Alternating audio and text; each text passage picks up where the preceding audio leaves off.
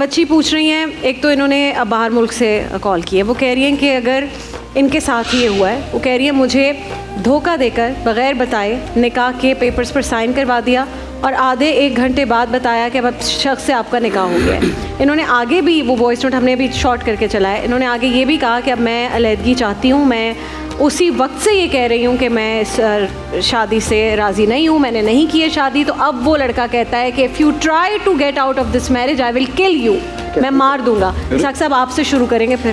بسم اللہ الرحمن الرحیم۔ ایک خاتون ایک لڑکی اپنے پیغام ریکارڈ کرا سکتی ہے، وہ چینل کال کر کے اپنی بات پہنچا سکتی ہے، یعنی اتنی سینس اتنی سمجھ ہے اس میں، لیکن یہ سمجھ نہیں ہے کہ اس کے ساتھ دھوکے سے نکاح ہو گیا۔ یعنی میں ذاتی طور پہ اس چیز کو قبول کرنے کے لیے تیار نہیں۔ اچھا، یہ اتنا آسان کام نہیں ہے۔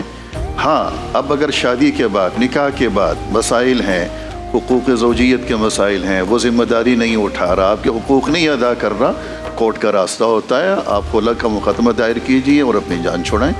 اور اگر باہر ملک میں جیسے انہوں نے ڈینمارک کا، تو وہاں بڑا آسان ہے، باہر کے ممالک میں تو اور زیادہ آسان ہے، وہاں تو اور زیادہ آسان ہے، ہمارے ہاں مشکلات ہیں، ڈاکٹر صاحب لیکن پھر اگر بھی ہو بچی جاتا ہے جو اکیلی ہے اور وہ کہہ رہی ہے مجھے خوف بھی ہے، مجھے کہہ رہا ہے کہ اگر کوشش بھی کی یہاں پر لا کے حساب سے آپ نے طلاق کی تو میں قتل کر دوں گا، تو اس کے لیے بھی کچھ بتائیے کیا؟ بسم اللہ الرحمن الرحیم۔ شریعت نے جس طرح مرد کو یہ اختیار دیا ہے کہ وہ اپنی پسند کی شادی کرے اور وہاں پر شرعی تقاضوں کے مطابق نکاح کا پیغام بھیجے، اسی طرح عورت کو بھی اختیار دیا ہے کہ وہ جہاں پسند کرتی ہے اور جہاں کی اجازت دیتی ہے وہیں اس کا نکاح کیا جا سکتا ہے۔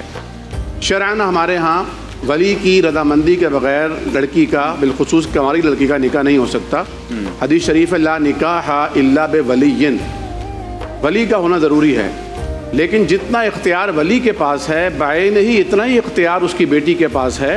یعنی ولی اگر کہیں شادی کرنا چاہتا ہے اور بیٹی نہیں چاہتی تو وہ اس کی شادی نہیں کر سکتا۔ اچھا، ولی صاحب کی کیا مراد ہے؟ باپ ہو، دادا ہو، چچا ہو، یہاں پر کنڈیشن جو بچی بتا رہی ہے وہ یہ کہ اس کا دھوکے سے اس کے یعنی دستخط کرا لیے گئے، جب تک اس نے اجازت نہیں دی، جب تک اس نے ایجاب نہیں کیا، قبول نہیں کیا، تو یہ نکاح ہوا ہی نہیں ہے۔ یہ ایک طرح کا دھوکہ ہے، غرر ہے، ایک ظلم ہے۔